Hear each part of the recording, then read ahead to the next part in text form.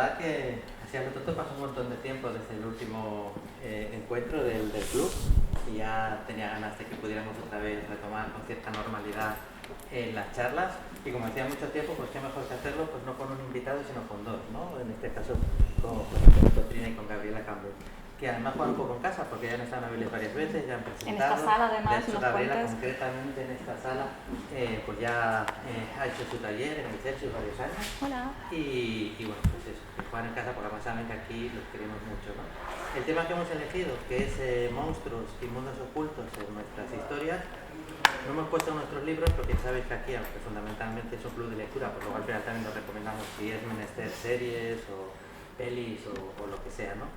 Y es que a poco que miremos su trayectoria literaria, tanto juntos como por separado, extensa y con libros muy recomendables, os daréis cuenta que tienen bastantes libros, páginas ya escritas en las que estos temas están muy presentes. Pero bueno, antes de empezar a ir hablando de forma desordenada y según se les vaya ocurriendo de vuestros libros y de los monstruos y los mundos que ocultan vuestras páginas, yo lo primero que querría saber, entrando en el concepto de monstruo, ¿no? ¿Cuál fue la primera exposición, el primer recuerdo de haber visto una peli, de haber leído una novela, de haber quedado en shock y decir, pues no solo me ha quitado tranquilidad, me ha quitado sueño, pero en el fondo, ahora que lo Esto pienso, me ha como gustado, algo morado, ¿no? ¿Cuál fue en vuestro caso? ¿Quieres empezar tú? Yo es que tengo varios ejemplos de eso. Yo siempre he sido muy de monstruos. Creo que el primer recuerdo que tengo de algo de verdad ajeno que me aterrorizaba, eso se lo debo a mi primo. No es porque sea un monstruo, la verdad es que es un tío bastante majo, aunque también tiene lo suyo. Pero bueno, la cuestión es que yo tenía un chaval de 8 años y él tuvo la ocurrencia de, bueno, a ver, de regalarme un cómic de superhéroes, que algo inocente y normal, ¿no? Y era un cómic, recuerdo, que era del Capitán América, pero que Capitán América se enfrentaba a un vampiro, al Conde Sangre era. Barón Sangre. Es que estuvimos hablando ayer y del varón este, no teníamos claro exactamente cuál era el nombre. Pues bueno, de repente aparece ese ser y yo, que era un chaval de 8 años, pues me dio pánico. Me dio tanto miedo que cogí el cómic y lo tiré encima del armario pensando, tiene que estar... me daba cosa tirarlo a la basura, me lo habían regalado, tirarlo por la ventana. No solo era feo, sino imaginaos que ese vampiro sale de esas páginas y se come a alguno de los vecinos, me iba a sentir súper culpable. Pues bueno, yo lo tiré ahí lejos porque pensaba que me podía hacer daño. O sea, era un monstruo. Y esa noche me costó bastante dormir, por cierto, sí. Luego me volví a leer el cómic, pasado mucho tiempo, y dije, ¿cómo es posible que eso te diera miedo? Pero bueno, los miedos son así, ¿no? Los monstruos son así, unos monstruos que te afectan en un momento de tu vida. Luego ya como que estás curado de ese espanto, por lo menos, de ese monstruo en concreto. Luego hubo otro monstruo que también... Bueno, más que monstruo era la serie esta, del Misterio de Silent Slot, que bueno, que yo la vi cuando era un chavalillo. De hecho, la veía bastante a hurtadillas, ¿no? Porque, a ver, mis padres no me dejaban ver series de miedo. Pero recuerdo un par de escenas en concreto. Hay una que es muy conocida, que es la de un niño que está flotando y araña la ventana, un niño vampiro que quiere entrar al otro lado, pero esa no fue la que más me impactó. Fue otra en la que había una víctima del vampiro, le están velando dos personas que piensan que puede ser un vampiro y dicen, bueno, ¿tenemos algo para protegernos? Se pregunta de uno al otro. ¿Qué podemos hacer? Y dicen, podemos improvisar una cruz. Y tú ves cómo el monstruo, la víctima del vampiro, se está transformando en vampiro, está cubierto por la sábana y empieza a moverse. Y estos dos se les ocurre coger dos lengüetas de estas de abrir la boca para mirar de los médicos y crean una cruz y la van atando y la van bendeciendo a medida que el vampiro se despierta. Y yo recuerdo estar viendo eso acojonado, en plan, dicho acojonado, ¿se puede decir esas palabras en este club de...? Vale. Pues estar muerto de miedo, llegar a tiempo, se los va a comer. Fue muy impactante, porque ahí no solo se unía lo que era el monstruo, sino también la tensión del momento, la tensión de el monstruo está llegando y todavía no están preparados para repelerlo. Y no sabemos si van a estar preparados para repelerlo. Eso es una metáfora vital, además, alucinante, ¿eh? En plan de llega el monstruo y no sé si estoy preparada para enfrentarme. ¿Eso fue el día que quedamos la primera vez, ¿no? Sí. Es por eso que cites la de Silent Slot, porque yo creo que a los de nuestra generación, a todos nos afectó un montón la escena del niño en la ventana. Y luego todos dentro, porque la verdad que estaba muy bien hecha la tensión, estaba todo súper preparado y había un montón de escenas que me ponían muy nervioso. En este caso, la que dices tú, la recuerdo muy bien, pero es que de esa serie a mí la que me aterrorizó, aparte, como digo, de la del niño en la ventana, fue cuando por fin van a hacer frente al monstruo más malo, al vampiro alfa, por así decirlo, y el personaje, yo ya estaba tranquilo, ya me habían explicado a mis padres que no tenía nada que temer, que el niño en la ventana, pero de repente además había en mi cama, recuerdo que había un crucifijo allí gigante, y yo digo, a ver si el vampiro tiene huevos a hacer esto, ¿no? Pero resulta que en el final de uno de los episodios llega el vampiro alfa y el protagonista saca así, a uno de los protagonistas, no le fue muy bien, enseña la cruz y dice, no te temo. Y el vampiro coge la cruz, se la coge, la estropea, la tira y dice, esto sin fe no vale de nada. Y yo, mamá, yo tengo eso de fe. ¿Eso qué es? ¿Cómo va, no? Con lo cual nunca vas a estar preparado cuando llega el monstruo. Nunca voy a estar preparada cuando llega el monstruo. La tensión va a ser eterna. Que es por lo que los monstruos funcionan, ¿no? ¿Y tú, Gabriela? Pues yo, uno de mis recuerdos más antiguos, si no el más antiguo, que no sé, a lo mejor tendría 2, 3 años, no lo sé, a mis padres se les ocurrió la brillante idea de llevarme a una fiesta de cumpleaños, lo cual ya mal, yo gente mal, pero me llevaron a una fiesta de cumpleaños donde había la persona que proporcionaba, el animador, digamos, era un payaso. Y claro, tienes 2 años, tú no ves un payaso, tú ves un señor pintado de blanco, con la boca así. A mí me parecía lo más grotesco que hubiera visto en la vida. Yo me puse a gritar. Cuando se lo conté a Jorge Iván una vez y él me dijo, imagínate el trauma del pobre payaso, o sea, tú tienes trauma del payaso en el diván del psicólogo, es que la niña gritaba y gritaba. Cada vez que una niña de 2 años se echa a correr gritando. Tu primer monstruo, Gabriela Campbell. Pues la cosa es que yo siempre he tenido fobia a los payasos. No puedo con ellos, hay algo que me produce muchísima grima. Y claro, cuando, no sé cómo, yo creo que también me colé en el salón o algo, porque no sé cómo mis padres me dejaron ver It, la serie, que ahora la ves y te ríes un montón porque está súper mal hecha, pero ves ese Tim Curry con los dientes y ese maquillaje horrible y te mueres. La nueva no la he querido ver, o sea, yo me gusta dormir bien por las noches, gracias. Y luego, de hecho, la nueva he tenido que ir a buscar al actor para verlo, para decirme, Gabriela, es una persona con maquillaje, no es un fantasma de verdad, o sea, no es un monstruo de verdad, no es un payaso de verdad. Y claro, luego, como soy masoquista, además de ver la serie, que por cierto, la única forma de quitarme el trauma de la serie fue ver Rocky Horror Picture Show, que también la protagoniza Tim Curry y es un personaje tan ridículo que se te quita el miedo a Tim Curry, ¿no? Pues soy masoquista y entonces después de ver la serie decidí que iba a leer el libro. Mala idea, muy mala idea. Me lo terminé ya en plan porque era la época, creo que cuando eres más joven te quieres terminar los libros. Yo ahora leo 20 páginas, si no me convence, pues adiós al libro, ¿no? Pero yo no, yo este libro, este tocho me lo termino, porque yo no soy una cobarde, yo no soy una miedica. Decía mientras lloraba abajo. Y me ha hecho gracia lo que has dicho de tirar el cómic, porque yo ese libro un montón de años lo tuve en la estantería dado la vuelta. Porque en el lomo aparece la cara de Tim Curry, de payaso de la serie, y claro, le tuve que dar la vuelta y a día de hoy yo creo que el libro lo regalé porque aún me costaba y sigo teniendo problemitas con los payasos y los lobos. O sea, y es una combinación terrible. Sí, claro, y además en el cumpleaños, imagínate, el tío haciendo perritos ahí de tal, de payaso.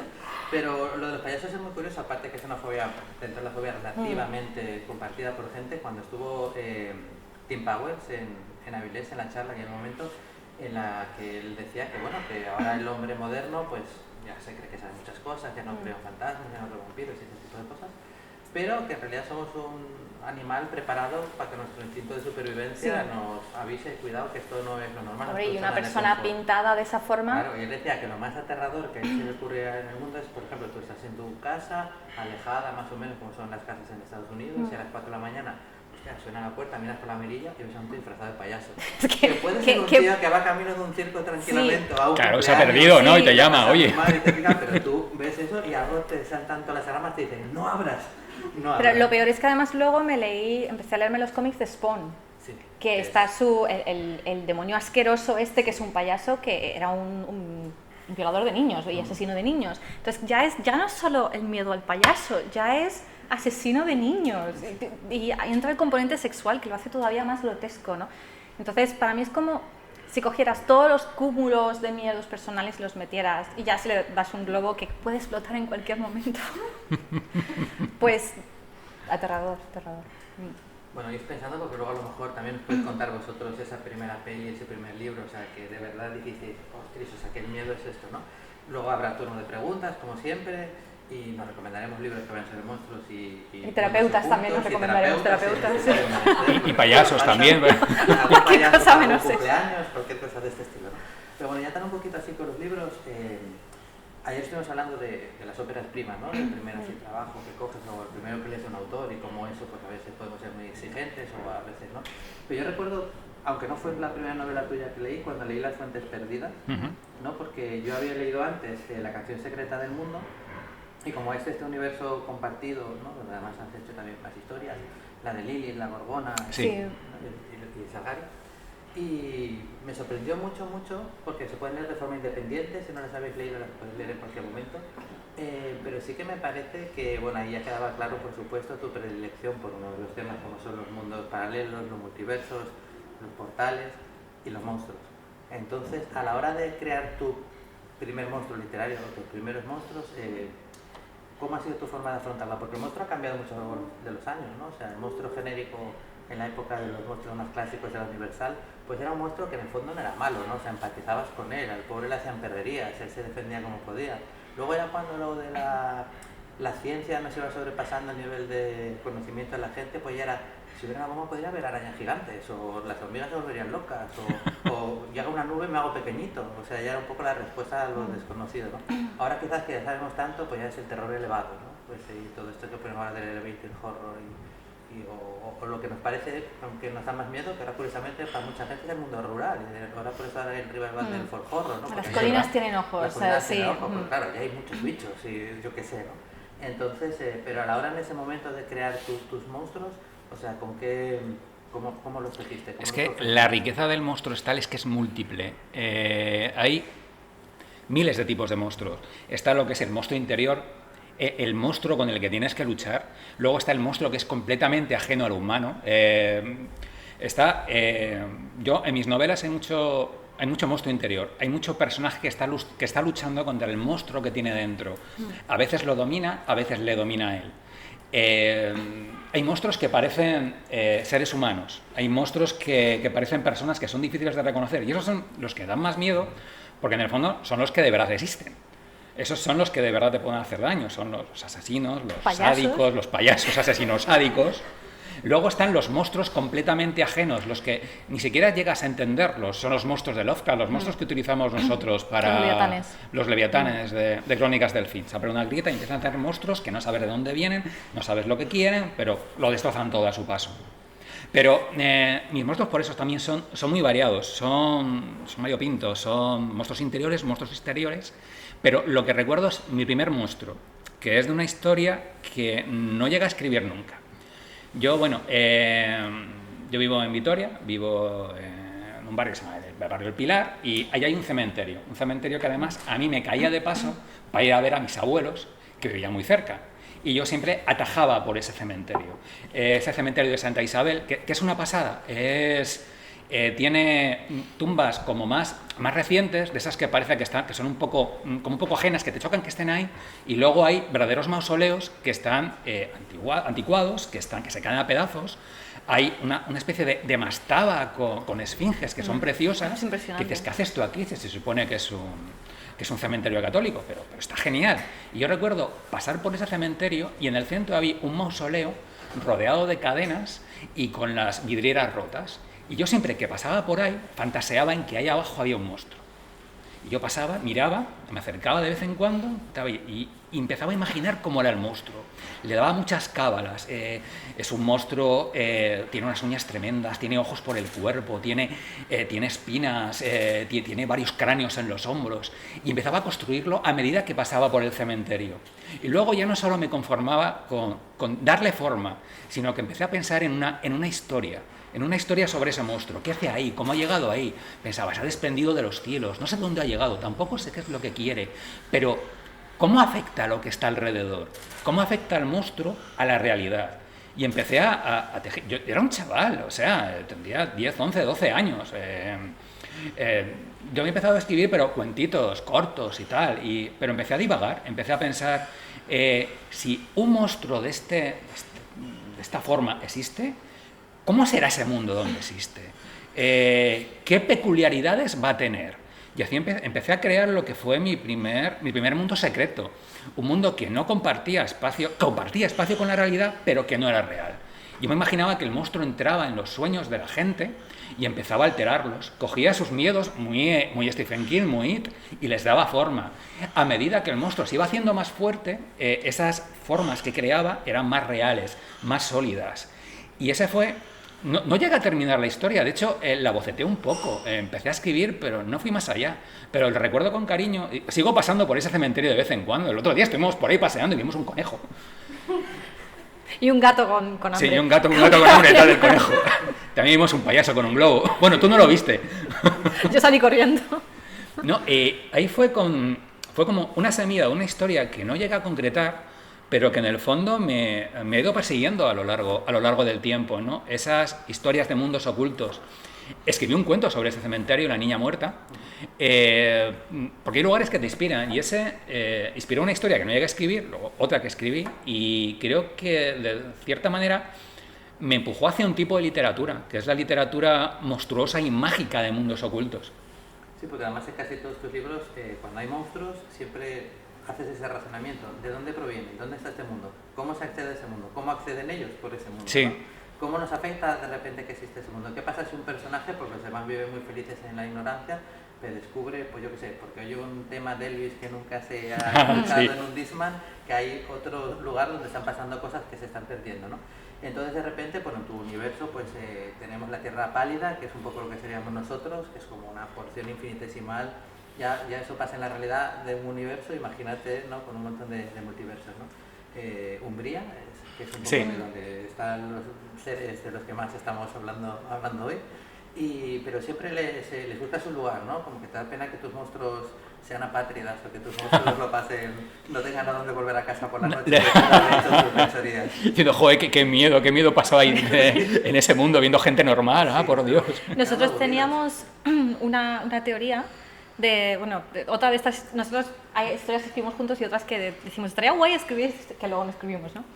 La de los monstruos que están obsesionados con una serie de libros que son sobre gente normal. Es verdad. Entonces es como súper bestseller y es el libro del panadero que hace pan. Y los monstruos como, ostras, súper emocionante, la harina, la harina, ¿no? Que no le crece bien el pan, no va a tener dinero. La levadura, ¿cómo consiguen la levadura? Sí. Y es el oficinista, Pero ¿no? una pandemia, pobre. No, lo de la pandemia es como, es demasiado real para ellos. exacto, Ellos necesitan evasión, ¿sabes? Entonces quieren... No, tiene que ser algo como tranquilo y reposado, ¿sabes? Sí. Sería como Tal cual. el contrapunto a la novela épica, sería algo que no Es tendría nada de épica. la antiépica. Sí, Sí. Se quedan en casa viendo una peli. ¿A qué guionista se le ocurren estas cosas? Es que están locos. Llevan 37 páginas de maratón viendo la televisión. Se van a cansar. Yo me lo imagino. Mencionabas antes a Lovecraft y en esta primera novela, quizás me estoy dando cuenta ahora que lo mencionaste, que tú sí creaste como una especie de panteón también. Sí, de monstruos, el panteón ¿no? Eso oscuro, es un poco, sí. Puede recordar un poco a una influencia lejana quizás de los dioses primigenios, de Lovecraft y demás. Pero dentro de estos muchos tipos de monstruos, el interior, el exterior, dentro de los exteriores hay bastantes formas literarias o cinematográficas de hacer que el espectador se enfrente a ellos, ¿no? Puede ser mostrándolo y que sea una criatura absolutamente que dé miedo, puede ser no mostrándolo y dejando que el espectador rellene con su imaginación lo que va a suceder. Y no sé cuál de las dos formas es más efectiva, pero yo si tuviera que decidirme por una, yo siempre pongo el ejemplo de Lovecraft, que es el tipo que más ha hecho que nos imaginemos cosas que nunca he descrito. O sea, a lo mejor, te decía, lo digo muchas veces, eran unos muebles que no podrían ser utilizados por un ser humano. Sí. Hostia, claro, cada cual se imagina un mueble como la forma más rocambolesca que le pueda parecer, pero ya con una frase que ya, imagínate todo lo que excita la imaginación del lector, ¿no? O era una vida incompatible con la vida. ¿Pero qué clase de vida? O sea, que hay muchas, pues eso imagínate una bala pequeñita, ¿no? Pero siempre tenía esa forma, ya no solo de no describir y que tú lo rellenes, o de mostrar, sino que era no describir, pero darte unas pautas muy pequeñas para que todos más o menos vayamos por la misma manera, ¿no? ¿Y vosotros cuál de los dos os asusta más como lectores y cuál de los dos os gusta más? Hay una cosa que como... también hace Lovecraft que no me gusta, que es el otro extremo, que es no os puedo empezar a describir el pavor que siente este personaje. Y estoy diciendo, eso es muy fácil, hombre, es que No te metas con lo fácil. el lector tampoco puede hacer todo el trabajo. O sea, está muy chulo cuando crea esos símiles, esas imágenes que tienes tú que rellenar, que tienes esa distancia perfecta para producir pavor, y no cuando es como... Y todos los que veían a Niall Tep, sí, entraban en combustión espontánea porque su cerebro no podía... Y tú decías, ya, pero... O sea, tiene conceptos que son maravillosos, desde luego. A mí me encanta cuando no muestra, pero la sugerencia la tienes que dar. No puede ser algo tan inmenso que el vacío sea tal que no te lo puedes imaginar. Pues es que los ilustradores a los que le tocó ya, bueno. Es que en vez de describirte el monstruo, te describe los alrededores del monstruo. Sí, Sí, y los efectos del monstruo, claro. sí.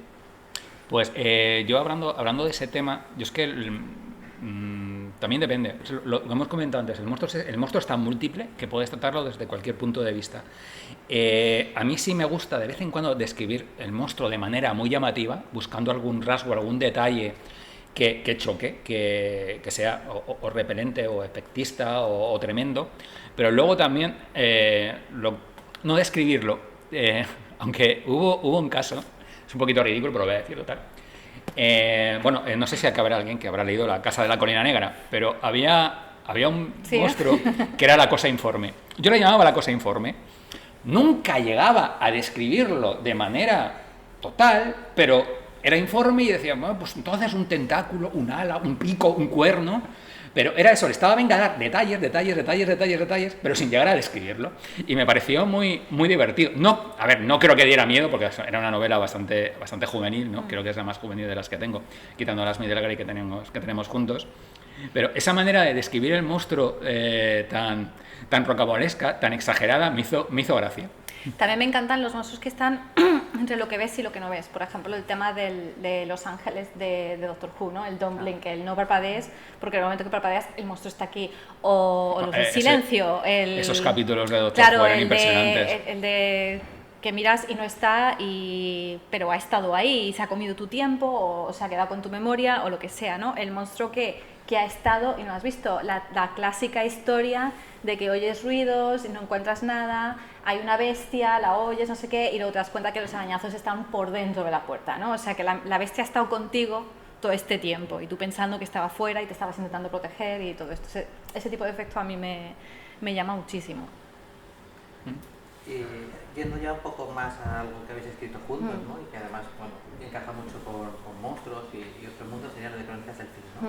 Que bueno, pues que evidentemente el título cuenta muy bien lo que va a pasar en la película. Empieza así como la típica superproducción, pero luego con un mejor resultado final de Roland Emmerich, la gente ahí, pues como el típico atasco, pasa algo, ¿qué será? Y empieza pues a salir el apocalipsis, ¿no? Los leviatanes y monstruos de todo tipo. Sí. Y lo que parece que va a ser una novela que se va a basar en mostrar monstruos muy increíbles y lo mucho que asusta a la gente y lo peligrosos que son, luego ya acaba un poco siendo incluso una novela de cómo te adaptarías a un mundo en el que de repente eso es algo con lo que vas a tener que convivir. Sí, que el ser humano ya no es la especie dominante, sino que es una mierdecilla. ¿no? Entonces, luego ha salido publicado en un volumen, en papel, vosotros habéis prepublicado primero en distintos 4 capítulos, luego 5. El quinto ya salió al mismo tiempo, ¿no? Que la novela, más o menos. Sí, exactamente, sí. Y primero, ¿cómo fue el hecho de escribir a 4 manos? Que tú siempre dices en tus charlas que es algo que es difícil y no siempre es recomendable, pero que vosotros habéis hecho pues, con cierta frecuencia.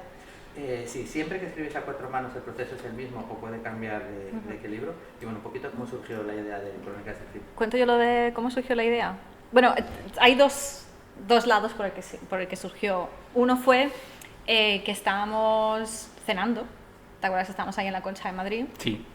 Estábamos de viaje, estábamos cenando y yo no sé qué conversaciones tienen las parejas normales, pero las nuestras no son normales. Entonces, justo dábamos a la puerta y estaba pasando gente de la tarde, había gente que estaba un poco borracha, pegando gritos. Nosotros no. Nosotros no.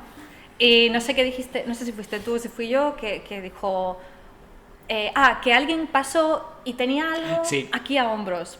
Como no sé, llevaba una chaqueta o algo así. Parecía que había una especie de segunda cabeza que se estaba comiendo la primera. Exacto, o Y sea, era por el muy rabillo del ojo impresionante. parecía eso. Yo no había bebido todavía. No. Entonces él dijo algo así en plan de, ostras, parecía un monstruo que se estaba comiendo el cuello del tío. Y digo yo, ¿te imaginas que ahora mismo estuvieran lloviendo monstruos del cielo? Y al It's tío le ha raining caído monsters, aleluya. ¡aleluya! Esto lo Y puedes entonces- editar. Y entonces le ha caído uno en el hombro y le está devorando lo que es el hombro. Y la gente no está gritando porque está borracha, la gente está gritando de pavor, porque ¿qué narices está pasando? Y entonces miras hacia arriba y empezamos, ¡buah! Y miras hacia arriba y resulta Hay que hay una una gran grieta. grieta en el cielo y está asomando, ¿sabes lo que está asomando? Una mole gigante. Y así empieza todo, claro. Luego tienes que escribir el... Vosotros el imaginaos, libro. ¿sabes? Nosotros hablando, bla, y la gente del bar mirándonos así. Ya te gustaría a ti, no somos tan interesantes. Me pasó una vez jugando a rol, ¿sabes? Bueno, pero en fin. Cómo nos miraba la gente. Ay, qué lindo. Que eso fue como surgió. Y además fue porque estábamos viendo demasiado Hora de Aventuras y Gravity Falls. No, Gravity después, Falls todavía no. porque decíamos, nos han robado la idea, eso. Demasiado Hora de Aventuras y empezamos a decir, ostras, ¿por qué no hacemos una historia rollo apocalipsis para niños? Porque, oye, si lo puede hacer Hora de Aventuras, pues nosotros también. Y entonces empezamos a hacerlo, que estaba muy guay. Es más complicado, pero tenía, bueno, sí. tenía una protagonista, una niña que se llamaba Niña, que tenía un gato de 6 patas. Ahí nació Radar, la cabra, porque era una cabra que llevaban para alertar de los monstruos. Y era un poquito el rollo este infantil de... Te encuentras con unos mutantes y como son feos los vamos a atacar, pero realmente los mutantes son los buenos y tenemos que aceptar a la gente que es diferente a nosotros, bla, bla, bla. Pero nos fuimos dando cuenta de que eso iba cada vez más oscuro y que igual para niños, pues no. No. Y además estábamos escribiendo a la vez El Día del Dragón y El Once del Espectro, que son middle grade, y teníamos ganas de algo un poquito más adulto. Y ya dijimos, pues oye, ¿por qué no hacemos algo como esta novela, pero lo hacemos para adultos?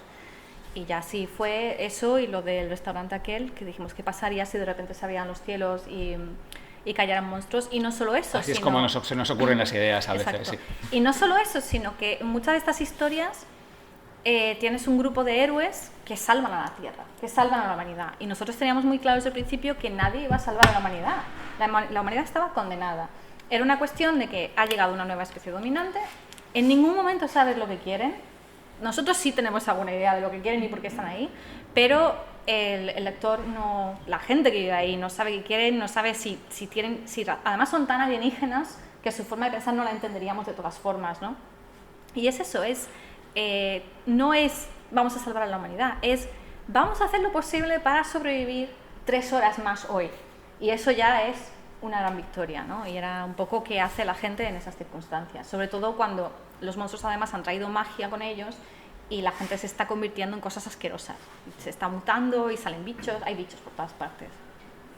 Yo creo que lo he descrito bien, ¿no? Bichos Sí, por todas sí, partes. bichos por todas partes, sí, cosas aterradoras por doquier y la Sí. gente intentando sobrevivir en un mundo desesperado. Sí.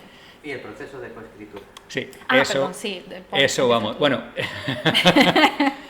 sin demasiados insultos, por favor. no, que va, no. La verdad es que la primera novela que escribimos juntos fue El fin de los sueños, Sí. y esa fue la más sencilla en estructura, porque había 2 protagonistas, protagonista masculino y femenino, Sí. y esa fue fácil. Ella se dedicaba, ella escribía las partes de la chica y yo del chico, y poco más. Y bueno, hablábamos mucho, intentábamos tener un esquema muy claro de la historia.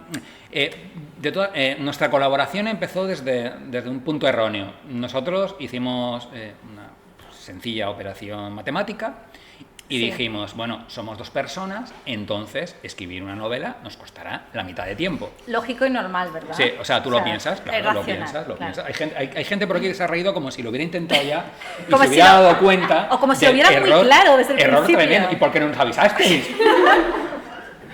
No, pero fue de... Sí, ahora os reís, pero nos podéis haber No. ahorrado mucho sufrimiento. un sufrimiento terrible. Sí, pues fue bastante... Todo sale mal.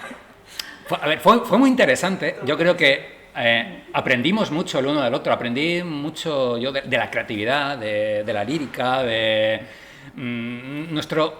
nos retroalimentamos, y yo creo que nos seguimos retroalimentando, aunque ahora ya no escribamos juntos porque tenemos nuestros mundos separados. Pero el mundo literario. Pero la cuestión es que fue un proceso bastante doloroso a veces. Y mucho hablar, mucho por aquí no vamos a ir, por aquí yo creo que tenemos que ir, dándole vueltas al universo que íbamos a crear, y horas y horas y horas hablando y escribiendo y desechando páginas. Y fue un proceso, nos costó muchísimo acabar la novela. Sí, aparte que no sé por qué, pero El fin de los sueños, que además era juvenil, y el proceso de escribir juvenil puede ser como el proceso de escribir adulto o puede ser muy diferente según el público al que quieres dirigir, según cómo quieres escribirlo y tal. Pero generalmente suele ser, no siempre, pero suele ser cierto que en el juvenil a lo mejor el lector juvenil es más exigente en cosas diferentes al lector adulto. Y no suele ser tan exigente, es más exigente muchas veces con los personajes, pero no suele ser tan exigente con la ambientación. En el sentido de que yo estaba preocupándome por cómo se sostienen en las afueras las fábricas y por qué la madera es más sostenible en este mundo posapocalíptico que el hierro, y él como, ¿a quién le importa? O sea, es que a los lectores no les va a importar. Que por supuesto va a haber lectores a los que eso les importe muchísimo, ¿no? Pero generalmente, el juvenil que nosotros nos estábamos dirigiendo querían, pues, sus personajes y su acción era más importante para ellos, ¿no? Lo pasamos muy mal, pero luego repetimos varias veces. Sí. Entonces nos dimos cuenta de que a lo mejor no hacía falta hacer tantísima enciclopedia de mundo y concentrarnos más en hacer bien el tema de construcción de personajes, la acción, la trama y todo eso. Y fue todo ensayo y error hasta que llegamos a, sobre todo, Crónicas del Fin, que ahí ya dimos con una clave para trabajar juntos bastante bien y bastante rápido, que era borradores. Ella o yo, dependía del momento, escribíamos un borrador del capítulo que íbamos a encarar, se lo pasaba al otro que trabajaba sobre ese borrador. Luego se lo devolvía al otro que seguía trabajando en ese borrador. Y era de nuevo, fue bastante costoso, tardamos más de lo que hubiéramos tardado en escribir la novela por cada uno por su cuenta, por su cuenta. Pero esa técnica de pasadas consiguió que tuviera toda la novela un estilo común y que realmente, no nos matáramos en el yo proceso. ahora mismo si cojo Crónicas y leo una frase, no sé si la escribí yo o si la escribió él, porque ha sido reescrito tantas veces, a lo mejor cada capítulo tiene como 12 pasadas, como 12 retornos, entonces consigues un estilo bastante unificado. En El fin de los sueños sea diferente porque cada uno hace un personaje y ya está. Pero también creo que parte del problema al principio es la disparidad de experiencia, porque yo todavía no tenía ninguna novela publicada, yo trabajaba mucho con poesía y con ensayo y él llevaba pues ya cierta carrera, ¿no? Y entonces, claro, se produce un poquito el rollito Dunning-Kruger, ¿no? Que tú llegas y no has hecho nada y te crees que lo sabes todo. Y te encuentras con alguien pues, que tiene muchísima más experiencia que tú y muchísimas más tablas y que te dice, oye, no, esto no se puede hacer aquí, y tú, pues sí, porque mis ovarios, ¿sabes?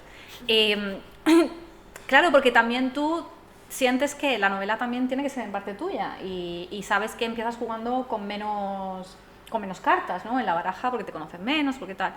Y eso siempre puede ser un punto de conflicto, porque al final lo más doloroso era que él solía tener razón. Que si, no siempre. No, el 95% de las veces. Por suerte, no hicimos el final que tú querías. Ya no me acuerdo ni cómo era. O sea, lo de los alienígenas. Sí. No.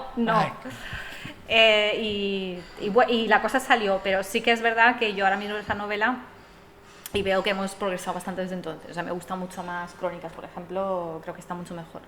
O sea, que por lo menos creo que aprendimos mucho uno del otro, eso sí. Fue un curso acelerado de escritura para ambos, me parece.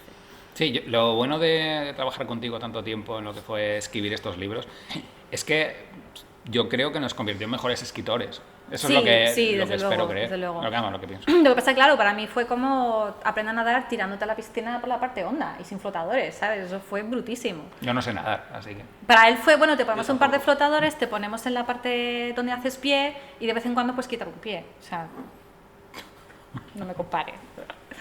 No, lo bueno es que yo antes de empezar a escribir con él, yo estaba trabajando como correctora. Entonces, ahí le vino bien pues para pulir algunas cosillas de estilo, porque tener la mirada de otra persona siempre ayuda un montón, ¿no?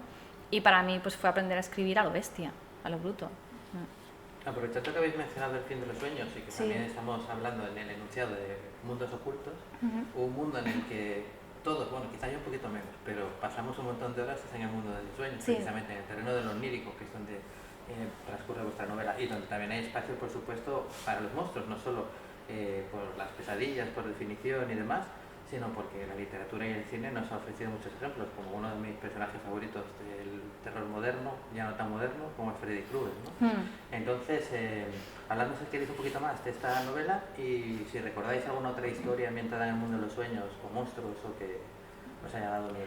Pues precisamente un personaje que tiene muchísima fuerza en el ciclo de la luna roja es el tema de Damas-Sueño, por ejemplo, y los soñadores, los magos de los sueños, que a mí eso me pareció chulísimo, el que tú puedas crear realidades dentro de los sueños que los puedas transponer a la propia realidad, de hecho, o sea, que tengan tanta validez como el mundo real. Es que para mí, en algunas de mis historias, el sueño es como otro mundo. Es un lugar mágico donde puede ocurrir cualquier cosa. Tengo una novela inédita, una novela corta, además que ya no sé ni siquiera dónde está, la escribía con 12 o 13 años, que fue mi primera incursión en lo que fue en el mundo de los sueños. La verdad es que la premisa, ahora que lo pienso, es bastante tópica y yo creo que mejor no encontrarla porque se me caería de las manos. Era una historia de mundo real donde cuando los personajes, que eran chavales, como yo en aquel tiempo, se iban a dormir, pues despertaban en un mundo fantástico y ahí vivían sus aventuras en ese mundo fantástico sin ningún tipo de relación con la realidad, hasta que se dormían, se quedaban inconscientes por algún momento, por algún motivo, y despertaban entonces en el mundo real, con su otro alter ego, con su otra identidad. Y la historia iba transcurriendo hasta que de repente algo pasaba, que los dos mundos empezaban a confluir el uno con el otro. Y recuerdo lo que hemos comentado antes del monstruo Variapinto, que ahí fue la primera vez que yo utilicé el monstruo inocente, el monstruo que no parece un monstruo. Yo creía que era muy original en aquel tiempo, pero es que era una niña muy dulce, pero que era diabólica y que era como la encarnación del mal en los dos aspectos, tanto en el onírico como en el real. Y no sé, como que ese monstruo a mí me gustaba mucho, el monstruo que no parece un monstruo, el monstruo que puede pasar inadvertido, no solo eso, sino que parece lo contrario del monstruo. Yo creo además que estamos súper influidos, a lo mejor ambos, en el tema de los soñadores y la realidad soñada por Sandman. O sea, que Gaiman haya tenido un poquito de culpa. Y recuerdo también un libro de Lovecraft, la onírica búsqueda de la desconocida Kada, creo que se llama, que ese también me impresionó a mí cuando era un chaval. Que saca por primera vez La Tierra de los Sueños, y luego Sí. usan 3 relatos más. Sí. Y en el fondo, de ahí creo que viene también un poco nuestro uso de multiversos. Por lo menos para mí, los mundos ocultos, las realidades paralelas, en el fondo pueden ser también la realidad soñada, hasta el punto de que tú no sabes cuál es el sueño y cuál es la vigilia, ¿no? Puedes estar viviendo dos vidas a la vez perfectamente sin saber cuál es cuál. Y luego, en Las Fuentes Perdidas, el protagonista, Delano Gris, es guiado por sueños. Y esos sueños son muy importantes porque, aunque él los olvida al despertar, son los que configuran su identidad. En sueños el lector sabe exactamente qué es el personaje, cuál es su destino, cuál es su tragedia, algo que el personaje no conoce.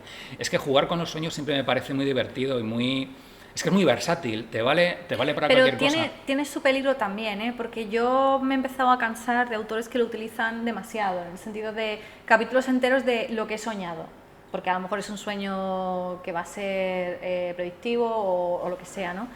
O simplemente para demostrarte que el personaje se está volviendo loco. Y llega un momento que dices, vale, esto es muy bonito, la carga onírica queda muy vistosa, pero necesito un poquito más de chicha, ¿no? Que no sea solo sea forma, para eso escribe surrealismo y no una trama supuestamente fantástica o lo que sea. Lo malo de los sueños también, cuando trabajamos en el cine de los sueños, era que, claro, que en los sueños las reglas como tal no tienen por qué prevalecer, o sea, las reglas se pueden romper. Y eso para mí siempre me ha parecido algo muy, muy peligroso en lo que es la literatura Sí, fantástica. sí. Porque los mundos mágicos, en principio, dices también, puede pasar cualquier cosa, pero los mundos mágicos, para que funcionen bien, tienen que haber unas reglas, tienen que haber unas leyes, una coherencia.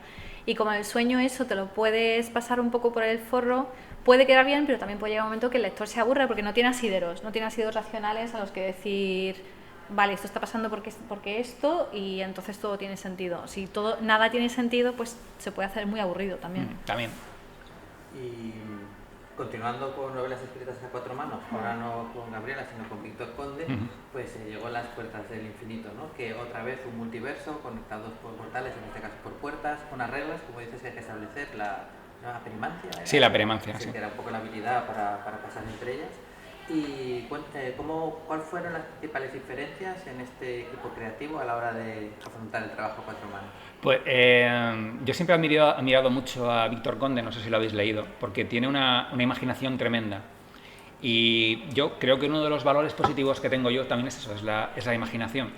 Y fue muy fluido escribir con él, fue como si nos retroalimentáramos de una manera brutal, y nuestra fantasía, pues sí, de manera normal, pues llegaba hasta aquí, pues fue una explosión de creatividad. De hecho, hay mucha gente que esos libros lo mira con un poquillo como de ¿qué se han fumado estos? Esto es muy exagerado, esto es una locura. Pero fue una retroalimentación de dos personas que tienen la imaginación muy, muy disparada. No, pero fue... a ver, contigo lo que fue escribir a cuatro manos, pues era mucho de hablar, mucho de pelearnos, entre comillas. O sea, nunca llegamos a nada demasiado exagerado. Pero sí que fue... el proceso creativo sí que fue duro. En todas las historias que hemos escrito. En cambio, con Víctor fue todo más fluido. Quizá también creo que tiene que ver también lo que hablábamos de la disparidad de nivel, o sea que vosotros estabais en un punto a lo mejor de vuestra experiencia similar, entonces ninguno tenía que guiar al otro, en el sentido de que podíais trabajar perfectamente, también lo mismo, eran dos partes separadas en el fondo, cada uno escribía su parte, no había que mezclar, que ahí también entra mucho el conflicto, ¿no? Entonces yo imagino que sí. Pero yo, la impresión que tengo es que yo creo que nunca más voy a volver a escribir algo tan loco como eso. Pero también fue muy divertido, ¿no? A ver, dónde podemos llegar. También lo que antes ha dicho Gabriela, de las reglas del mundo imposible. Tú cuando ofreces al lector algo que no existe, un mundo fantástico, tienes que tener mucho cuidado. Primero tienes que dar las reglas de alguna manera que el lector las aprenda sin que le intentes dar una lección, o sea, no tienes que hacer infodumping de cómo funciona ese mundo. Y una vez lo sabe, entonces es cuando empiezas a crear ahí. Y luego juegas con las reglas, las puedes trastocar un poco, nunca las puedes romper, porque entonces el pacto de credibilidad que ha firmado el lector contigo cuando se ha metido en la historia, pues se le va a caer, va a empezar, esto es imposible, esto es una chorrada. Pues ahí es que fue muy exagerado, construimos una urdimbre tremenda de teorías mágicas, de locura, y empezamos a trabajar sobre ella. Claro, era como una gran cascada enloquecida de lírica y magia, y no sé, fue muy cansado ahora que lo pienso. Te quiero decir, puede ser una sobrecarga, no solo para el autor, sino también para el lector, porque sí, a veces puede ser demasiado, ¿no? Tanta... Sí, de hecho, eso es algo que también nos han comentado con Crónicas del Fin. Lo estuvimos trabajando con el grupo de lectura de Ricard y nos dijo que, o sea, en general les gustó mucho, pero sí que echaban en falta a lo mejor un poquito más de pausa, porque como eran 5 entregas, las entregas estaban hechas para que tú te las leyeras de una sentada y quisieras más, y terminaban en un cliffhanger siempre, ¿no? Pero claro, al meterlo todo en un libro, pues tienes eso constantemente durante a lo mejor 300 páginas, así que llega un momento que es como, déjame respirar. Había un efecto de saturación, ¿no? En la historia, era todo un constante ir hacia arriba hasta que llegaba el cliffhanger, luego un momento de respiro, pero muy mínimo, sí. Y luego otra vez, venga. Sí. Bueno, pero la gente se va acostumbrando, ¿eh? Antes veíamos las series de televisión, un episodio a la semana, ahora sí. me veo los días seguidos, y estas pausas ya como que se van Claro. Me interesa mucho el tema del umbral de credibilidad, ¿no? Porque bueno, yo opino como vosotros que uno de los problemas del mundo de los sueños es eso, que todo puede pasar, ¿no? Pero demasiado todo puede pasar. Sí. Es como una especie de deus máquina constante que puede usar cuando quiere, ¿no? Pero por ejemplo, también pasa en los mundos de fantasía, si no se ponen las reglas. Y vosotros que habéis utilizado mucho, sobre todo tú, multiversos donde puede haber infinitas cantidades de mundos, también tienes ese peligro, porque siempre puede ser que haya un mundo que aparece en un momento determinado donde es justo lo que los personajes necesitan y tienes que tener un pacto con el lector. Y es curioso cómo funciona el ser humano como eso. Tú, por ejemplo, ves los dragones dibujados y dices, este no puede existir, pero tío, ¿has visto alguna vez un dragón?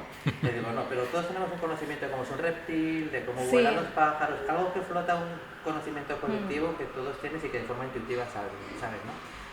Y el pacto con el lector te permite unas cosas pero otras no. Tú dices, bueno, a ver, vale, este tío viene de Krypton, lo mandan en una aquí, ¿no?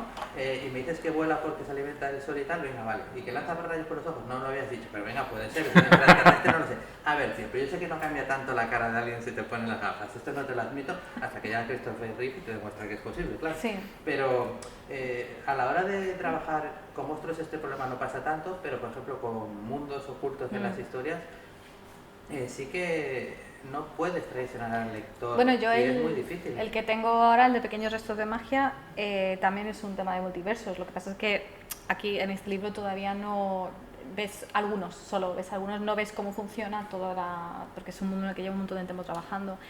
Y en mi caso es... yo como autora no puedo decir los personajes necesitan esto, así que lo pueden coger de tal mundo, porque el traspaso de un mundo a otro tiene un precio muy alto y luego cualquier uso de la magia tiene un precio muy alto también, y luego de parte hay una especie, una raza que actúa un poquito como legisladores, digamos, y que mantiene un poquito unas normas de convivencia entre mundos, hace un poco de policía, ¿no? y de funcionarios. Entonces ahí te permite pues tener mundos interesantes sin que a los personajes se les vaya un poquito la mano, ¿no? Y creo que siempre necesitas eso, un punto de control para que no sea... Hombre, que si quieres hacer un Doctor Who, quieres hacer el despiporre cada semana a un sitio y algo diferente y tal, y mantener unas reglas, que es súper complicado. Creo que la televisión a lo mejor eso te lo permite más. Los lectores a lo mejor somos un poquito más exigentes, no sé. Yo en mi caso, hablando del universo quizá más complejo que tengo y que más historias he metido y pienso meter, que es el universo entre líneas, ahí es complicado, complicado moverse, no sé. Lo primero que tienes que tener claro es la malla inicial, lo que es el sustrato donde se va a apoyar todo el reino mágico. Y ese sustrato no tiene por qué conocerlo el lector, es algo que tienes que conocer tú. Yo, por ejemplo, tengo como una especie de historia, una historia corta, que es en la que se apoya el universo entre líneas. Esa red es la que me proporciona a mí la coherencia.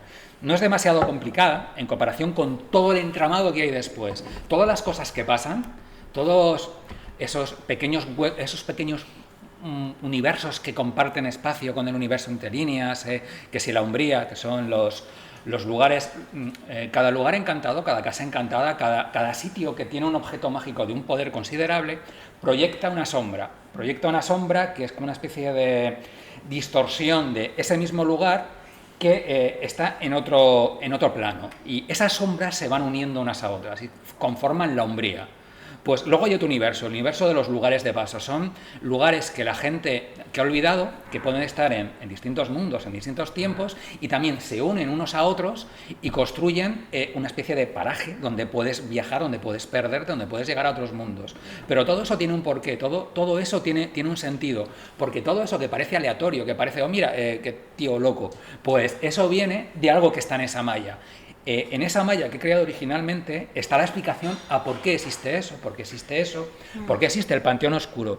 Esas criaturas extrañas que de vez en cuando pueden parecer hasta aleatorias. Son criaturas que no aparecen en la Tierra, lo que yo llamo Tierra Pálida, que es como en nuestro lado del mundo, el lado normal.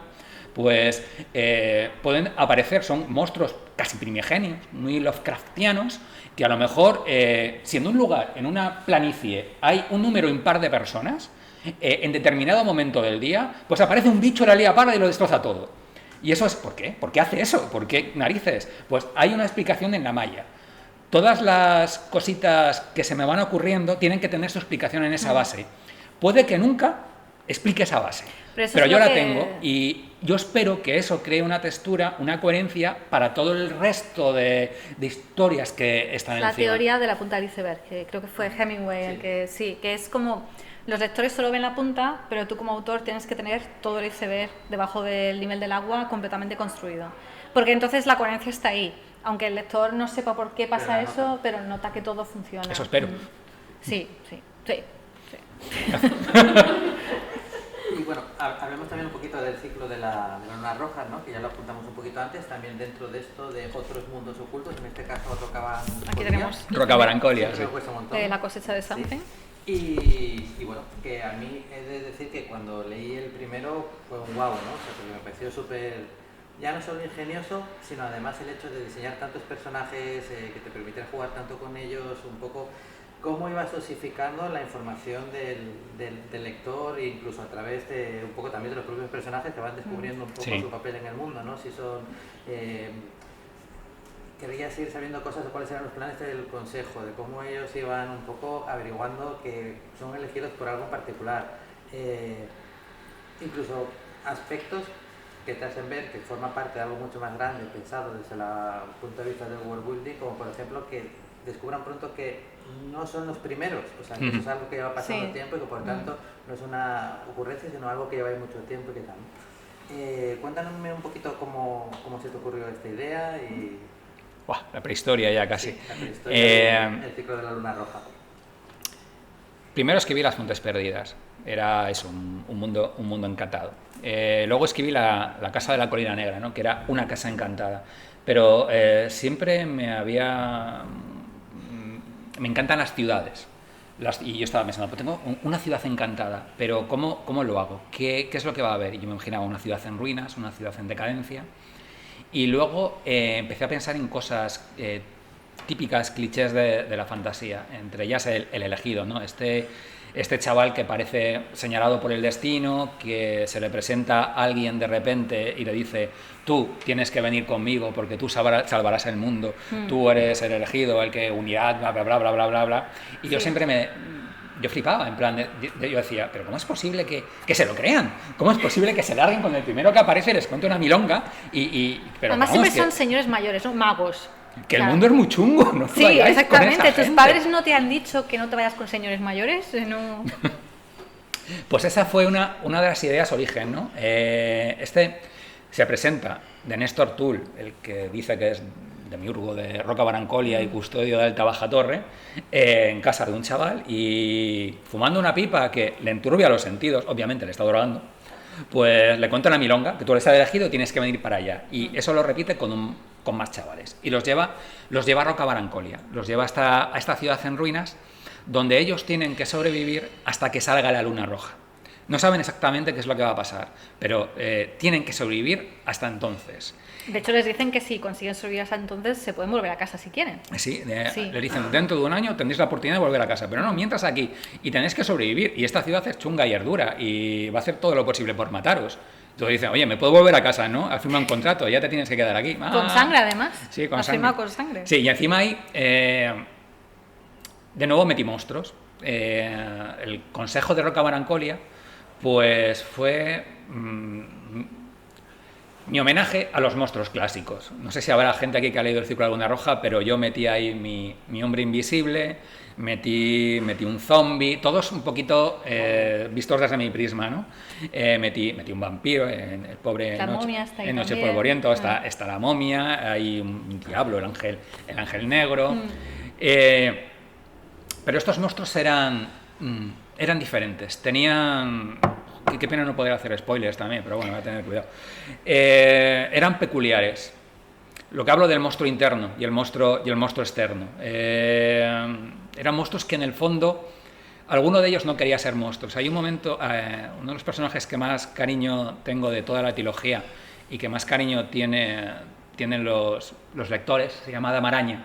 Es una especie de humanoide, es una mujer humanoide gigantesca que es una araña. Y es repulsiva, ¿no? Y los niños le tienen miedo. Y hay un momento de la novela, en la segunda parte, en Los hijos de las tinieblas, que dicen, no saben mirar, no se dan cuenta de lo que somos. No somos monstruos, somos milagros.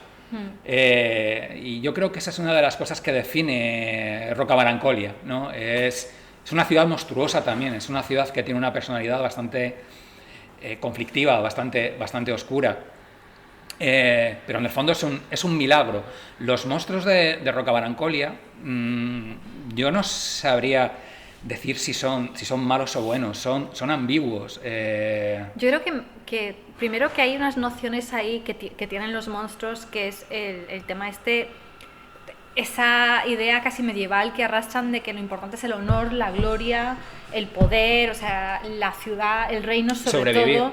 Sí, y luego te vas dando cuenta de que no es tanto queremos el poder, sino es que si no tenemos el poder, vienen otros y nos devoran. Si Rocabarancolia no es fuerte, hay otros mundos que pueden con nosotros. Entonces somos fuertes porque tenemos que sobrevivir y a veces se nos va un poco la mano. Y también es, si hemos llegado hasta aquí haciendo monstruosidades, porque hemos tenido que hacerlas, la cuestión es que ahora, si cambiamos, si nos derrotan, si perdemos, todo lo que hemos hecho, todas esas monstruosidades no habrán tenido sentido. Sí. No han sido Hay un para sesgo nada. de pérdida ahí, no he matado, ¿para qué? ¿Para qué? Vamos a seguir matando. Tanta muerte No. tiene que haber servido de algo, sí. No, ¿qué es eso? ¿No? También que el monstruo ambiguo, el monstruo que no quiere ser monstruo, el monstruo que acepta que es un monstruo o el monstruo que quiere dominar a su monstruo para sacarlo solo en determinadas ocasiones. Sí, o el que tiene que ser monstruo si quiere seguir vivo. También. O si quiere hacer magia. O si quiere salvar a los demás. Exactamente. Entonces es constantemente lo que se presenta a muchos de los personajes, es ese dilema de hasta dónde eres capaz de llegar en ciertas decisiones éticas, ¿no? y personales que te van a convertir o no en algo que a lo mejor tú no quieres ser. Hay un par de ejemplos muy buenos de eso, pero sería hacer spoilers Exactamente. demasiado fuertes. Sí.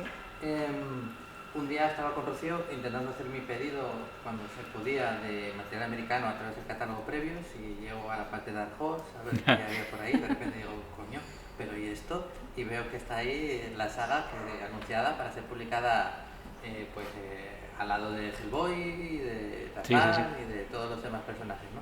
Que siendo además fan de los cómics y todo, me imagino que habrá sido muy chulo, ¿no? O sea, para mí fue un sueño cumplido. Ya que te traduzcan es muy complicado, ¿sabes? Y llegar a ese mercado, para mí no me lo podía creer. Cuando mi agente me dijo, oye, mira lo que he conseguido, es que yo estaba que esto es imposible, esto es mentira.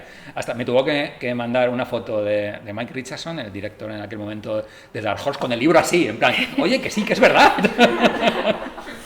Y yo, ¡oh! No, fue un buen momento, la verdad que sí. Y después de la trilogía llega Coda. ¿Cómo fue el regreso al...? Fue extraño. Lo que fue el trayecto de la trilogía fue ciertamente curioso. Primero lo editó Alfaguara, editó los 2 primeros tomos. El primer tomo, además, con un gran dispendio, con gran marketing, con libros por todas partes. No funcionó como ellos creían que iba a funcionar. Yo estaba contento con cómo estaba funcionando, pero claro, mis cifras y las cifras de las grandes editoriales no tienen absolutamente nada que ver. Así que decidieron cancelar la trilogía cuando el tercero ya estaba muy avanzado. Tuve suerte, enseguida dije lo que había pasado y hubo muchas... Y también Alfaguara, también es cierto que se portó muy bien. Me devolvió los derechos. Me dijo, oye, pues mira, no lo vamos a sacar nosotros, pero si encuentras a alguien que lo saque, pues adelante. Y conseguí que una editorial se interesara, Hydra. Acabé esa tercera historia. Los libros se vendieron bastante bien durante bastante tiempo.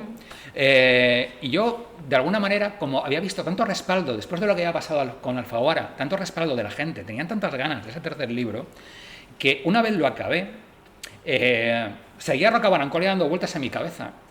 Pero no solo eso, sino que además, cuando escribí determinada escena del tercer libro, en la parte final, yo dije, es que aquí hay un germen para otra historia, está aquí, lo estoy viendo, estoy escribiendo esta escena y sé lo que va a pasar unos años después. Y seguí jugando con ello y empecé como a hacer regalos a los lectores que tanto me habían apoyado. Pues el 31 de octubre es una fecha muy importante para la cosecha de Samhain, es cuando arranca la historia. Y cada 31 de octubre, pues yo escribía un cuento ambientado en el pasado de Rocabarancolia o en el futuro. Ya había acabado Más allá de la sombra de la luna, que es el tercer libro. Pues veían a los personajes que habían conocido en esos 3 libros anteriores y que había habido un salto del tiempo, y yo notaba que eso les gustaba. Y yo además notaba que me estaba gustando mucho a mí, que ese germen de historia que todavía no había contado, que estaba dándome vueltas en la cabeza, rondándome cada vez más. Y nada, pues dije, pues bueno, hicimos varios experimentos además, estuve escribiendo hasta antes de que hubiera hilos de Twitter. Tú ya hacías hilos de Twitter. Estuve contando cuentitos por Twitter, los lunes, creo que no me acuerdo qué día lo hacía, pero una vez a la semana, pues escribía un cuento en varios tweets.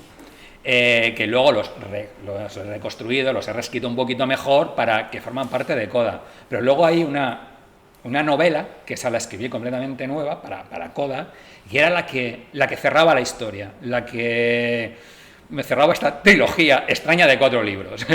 Como Douglas Adams, ¿no? Sí. 4 libros, sí. Pero sentí que había contado ya todo lo que tenía que contar sobre Roca Barancolia. Que ya estaba a punto de hacer un pequeño spoiler, así que no voy a decir la frase que tenía pensado, pero que ya estaba, ya no puedo escribir más sobre Roca Barancolia sin, en cierto modo, traicionar lo que es la esencia. Ya está, ya cabe todo lo que es el ciclo de la Luna Roja. Y ha sido un viaje muy, muy peculiar, muy satisfactorio. Yo me lo he pasado muy bien, ha tenido sus momentos trágicos y tremendos, pero no sé, estoy muy orgulloso de estos libros, la verdad, de haberlos escrito y de cómo me han hecho crecer como autor. Y Gabriela, aún no me lo he leído, ha salido hace muy poquitito, de hecho ahora lo tengo dedicado y todo muy bien, sí. Pero cuando ya has avanzado un poquito, que también tiene algo que ver con multiversos, pero cuéntanos un poco tu nuevo libro, Pequeños Restos de Magia. Pues a ver, lo tengo aquí, luego vamos a sortear también un ejemplar, si lo tenéis a la vista. Yo empecé a escribir una novela, que fue lo que te estaba contando la otra noche, cuando tenía lo típico que empiezas a escribir una novela con 15 años, ¿no? Que es el horror. Yo estaba obsesionada con los vampiros.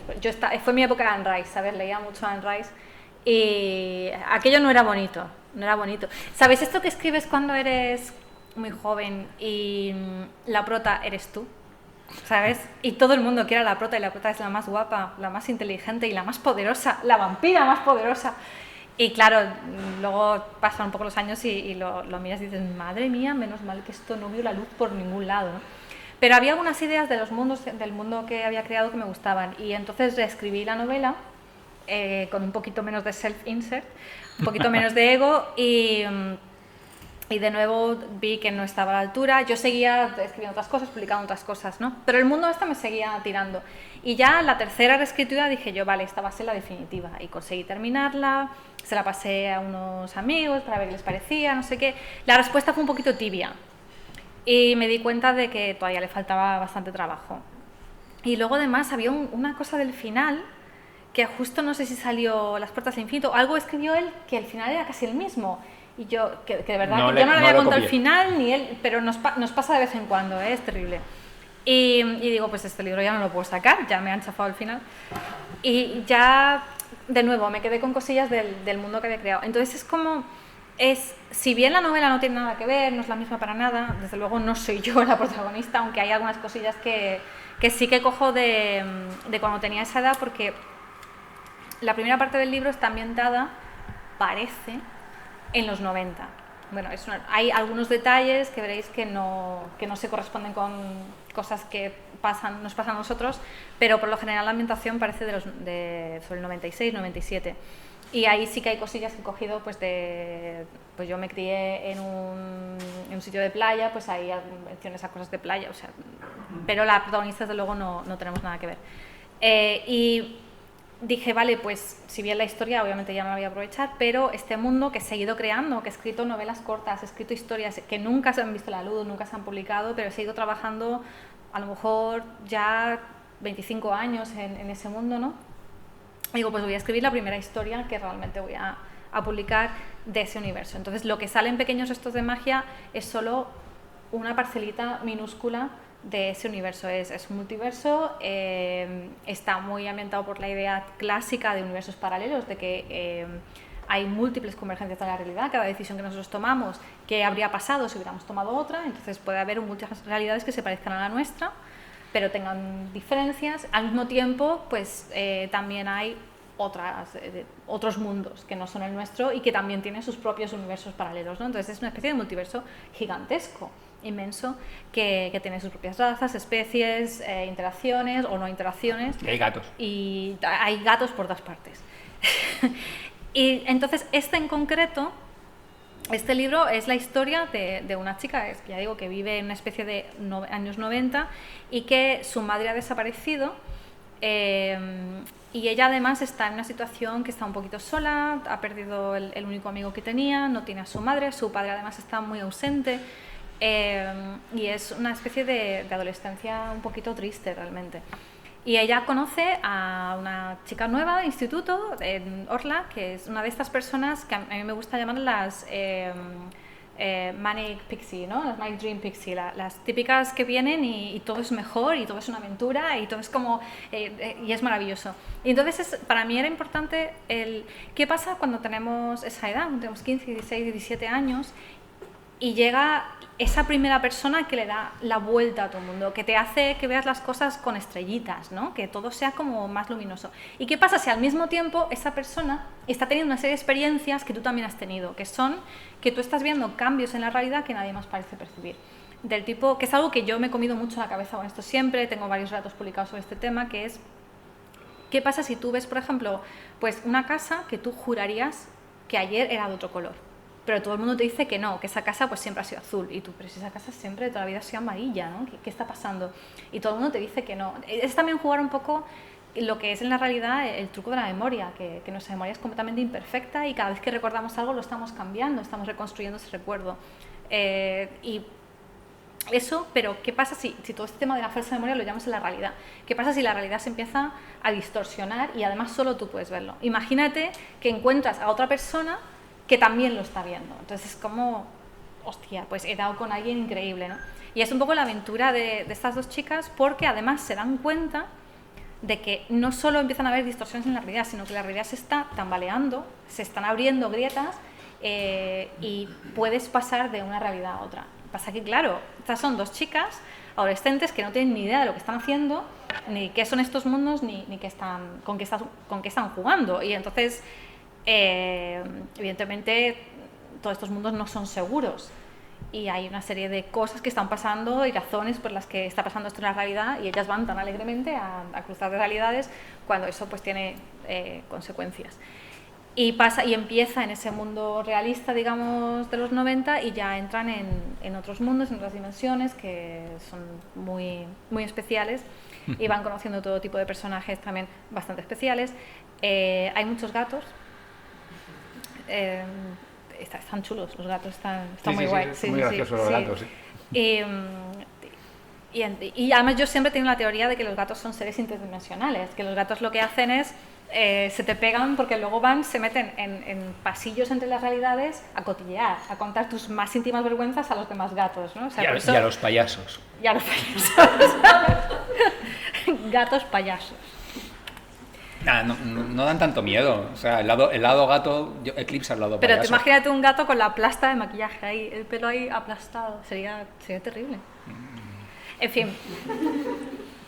Que es un libro además que arranca de una forma, pues parece a lo mejor que te vas a encontrar con el típico libro juvenil y lo que para mí es importante del libro es ese paso de la juventud a la edad adulta y cómo enfrentarte a que no todas las familias son como en los libros y no todas las familias se quieren y a veces estás solo y buscas cosas que a lo mejor no son buenas para ti necesariamente, ¿no? O a lo mejor sí, pero tienes que buscar otras alternativas a la familia o empezar a entender por qué tu familia se comporta de cierto modo y por qué tienes esa relación con ellos. Y poco más puedo decir porque creo que hay que leerlo. Sí, tengo una curiosidad. Después de haber por fin, desde que te acompaña tanto tiempo realmente esta historia, ya tenerla ahora sobre papel y demás, ¿se va a quedar ahí? ¿O ese universo, multiverso no, que has creado, vas a hacer sigue. más De cosas? hecho, es de estas cosas que la historia realmente está programada para varios libros.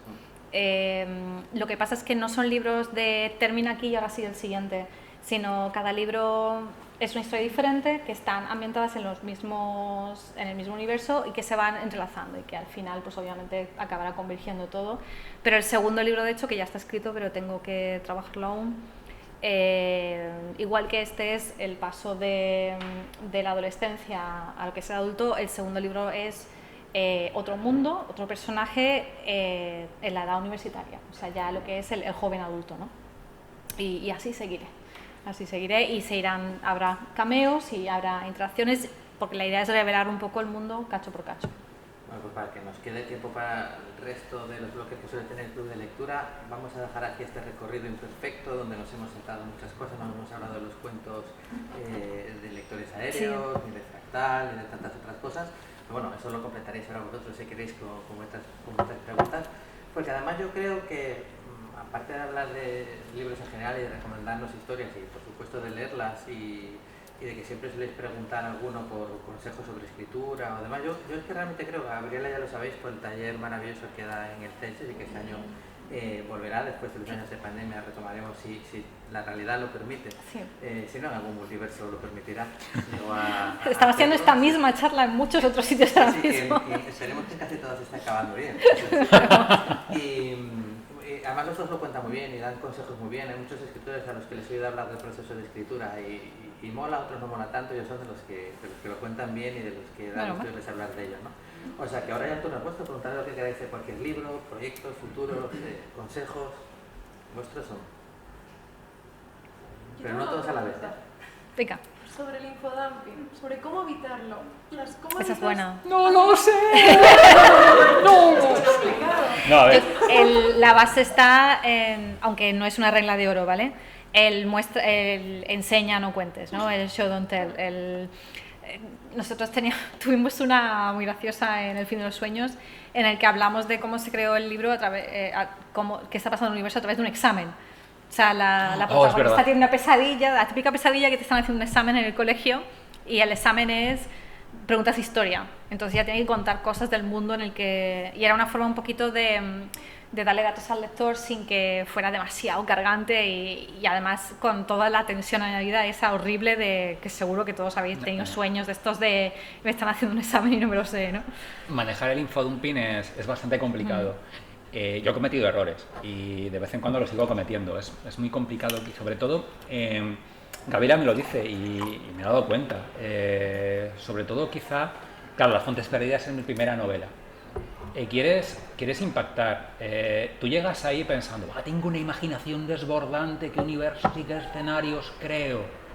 Y te dedicas a exponerlos. Las fuentes perdidas en el fondo es una road movie. Tenemos unos personajes que se mueven de A buscando una cosa milagrosa hasta el sitio B. Y por aquí, en todo el trayecto, pues a veces yo creo que me recreo demasiado. Me recreo demasiado mostrando escenarios maravillosos, impactantes, que a mí me sorprenden.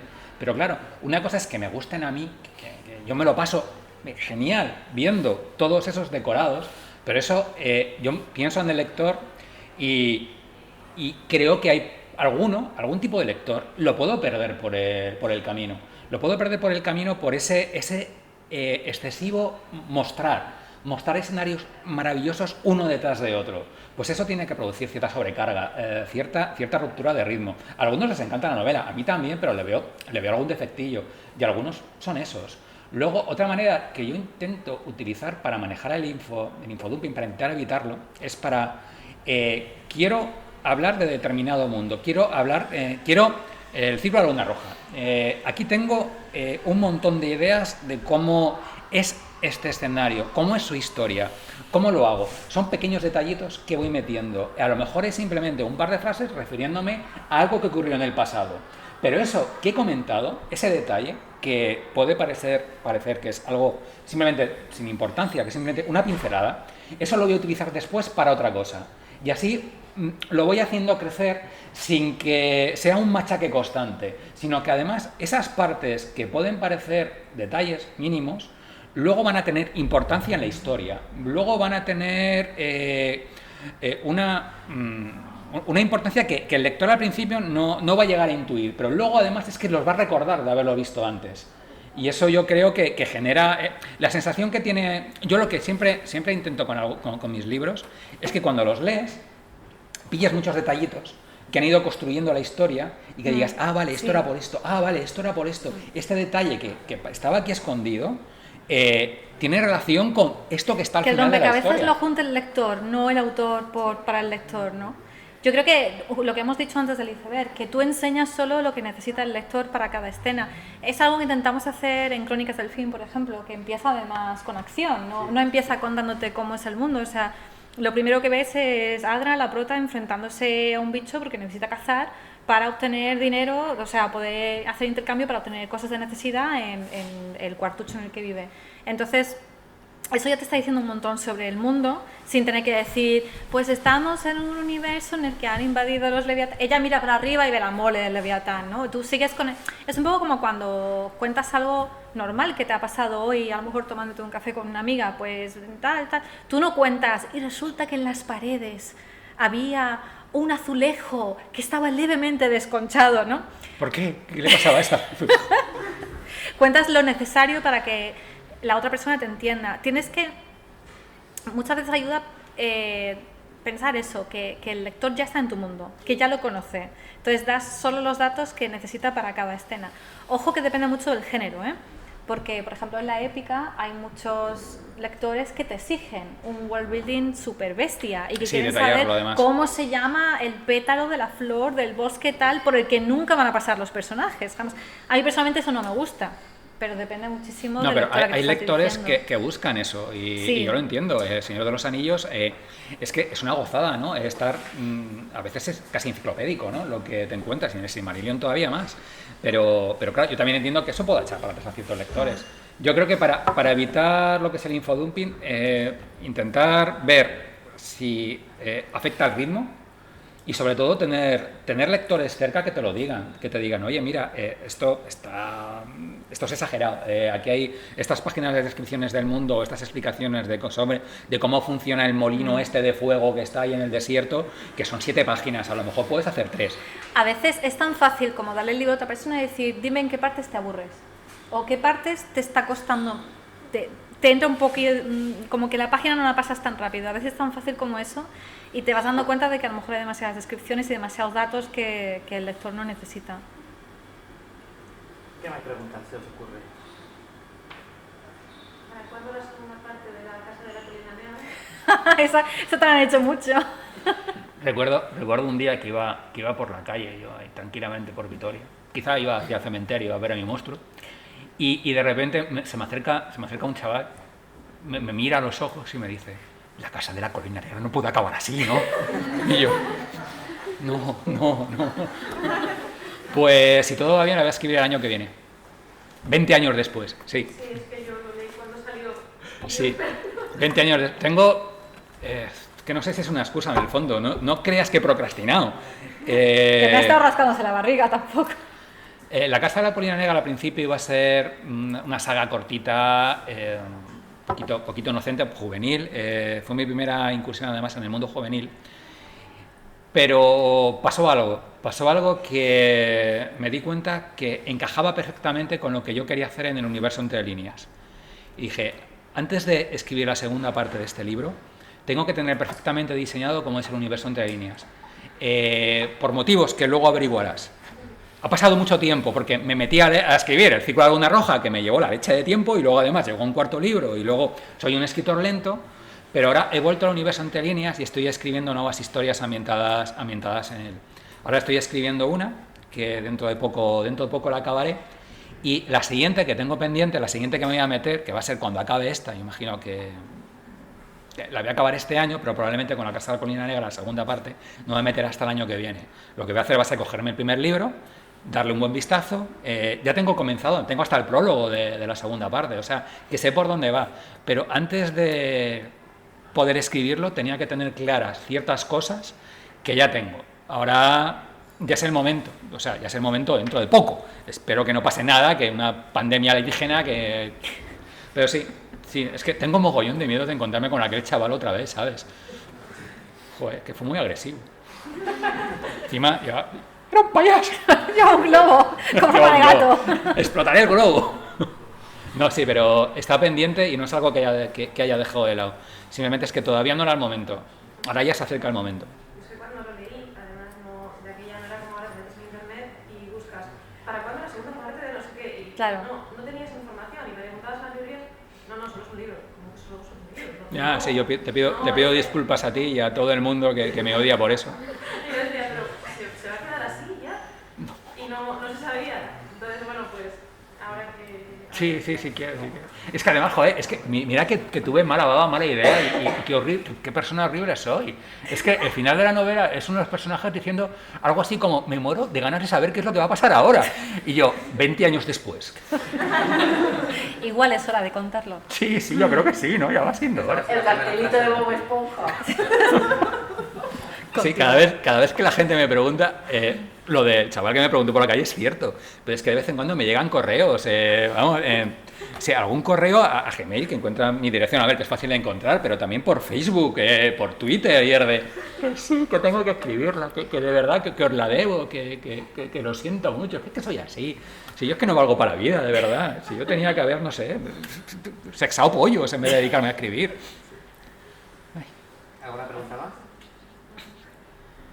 Bueno, pues ahora la última parte que solemos hacer antes del sorteo, que esa es la última parte, es sobre el tema del club, que en este caso es monstruos y mundos ocultos en las historias. Pues bueno, pues recomendarnos, porque también nosotros queremos que nos contéis qué libros se nos pueden estar perdiendo y deciros, oye, pues este que hemos visto que a lo mejor no está escrito por ninguno de ellos dos, ni junto ni separado, pero que también hay que leerlo, que mola mucho. Entonces, ese es muy conocido, no es descubrir nada, pero a mí uno de los, antes mencionaste a Gaiman, claro, pero a mí esos mundos ocultos dentro de la realidad que él hace, bien sea pues en Coraline, digamos ese mundo reverso tenebroso, Sí.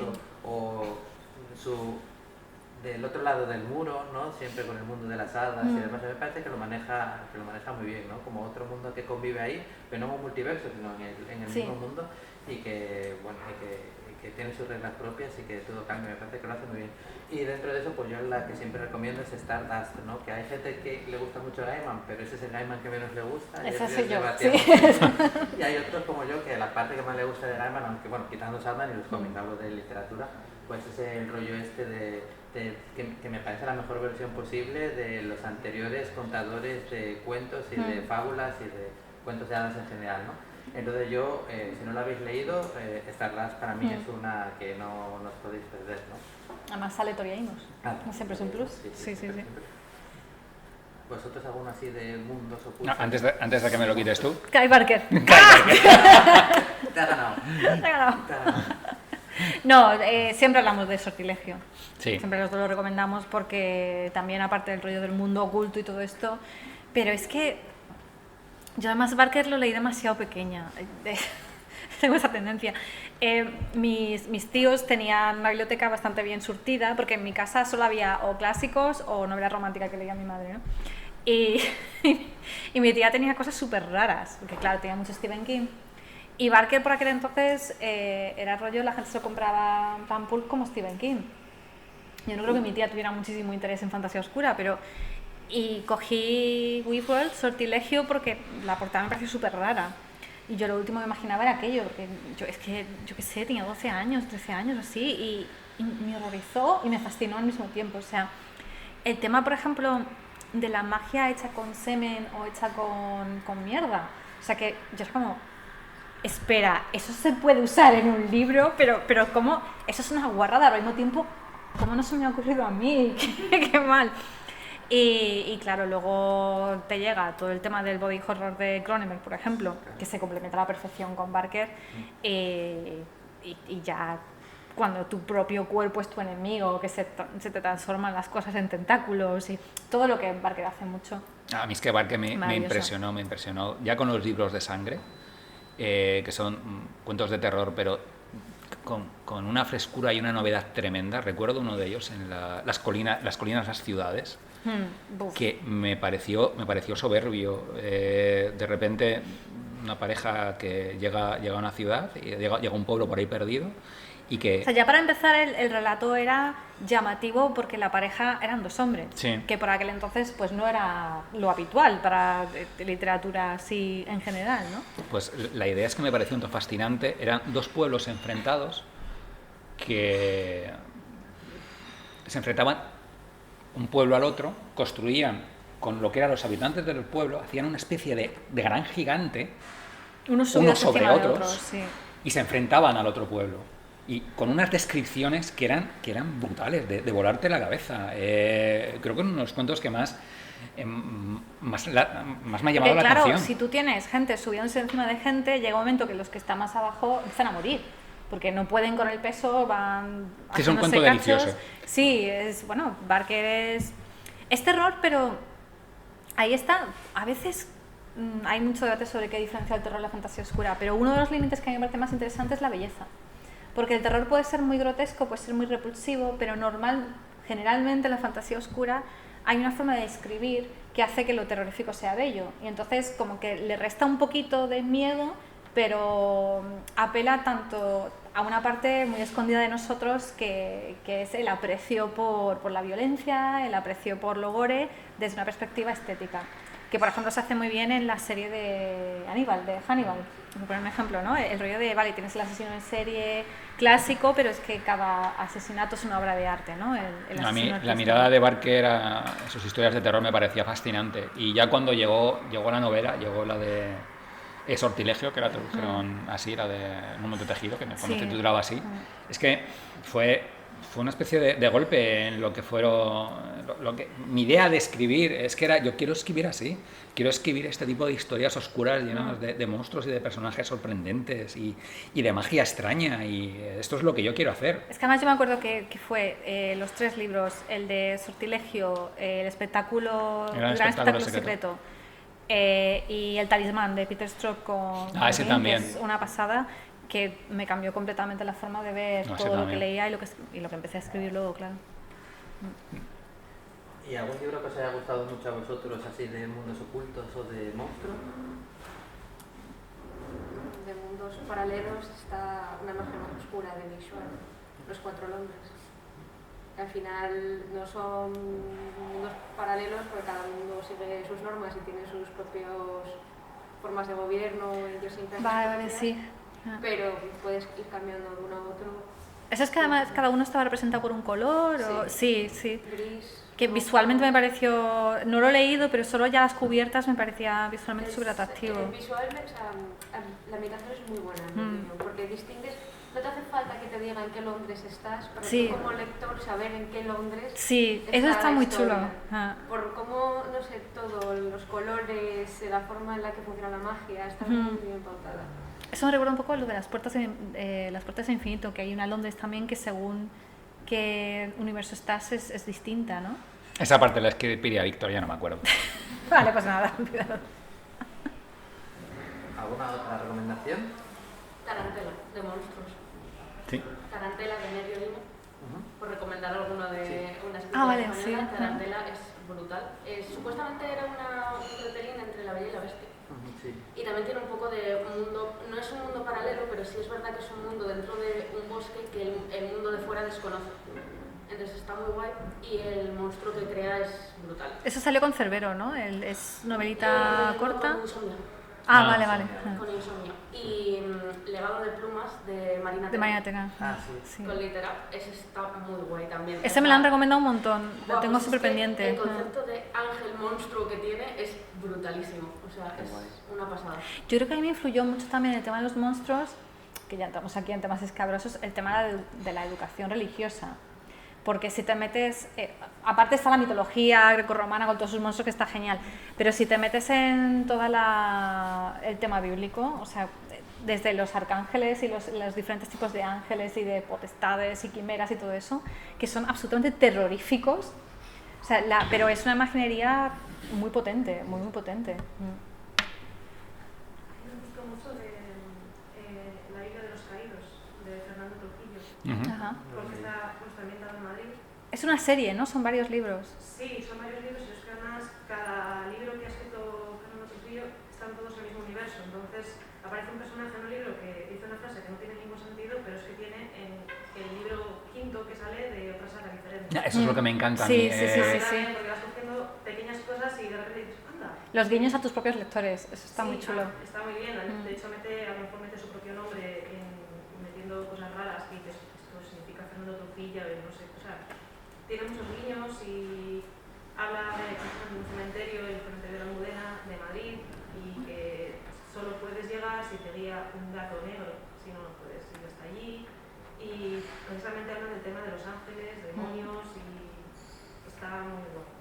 Tiene pinta interesante. Yo había oído hablar de él, la verdad, sí. Sí, de hecho Fernando lo conocimos en el Festival de Fuenlabrada, ¿Sí? ¿puede ser? Sí.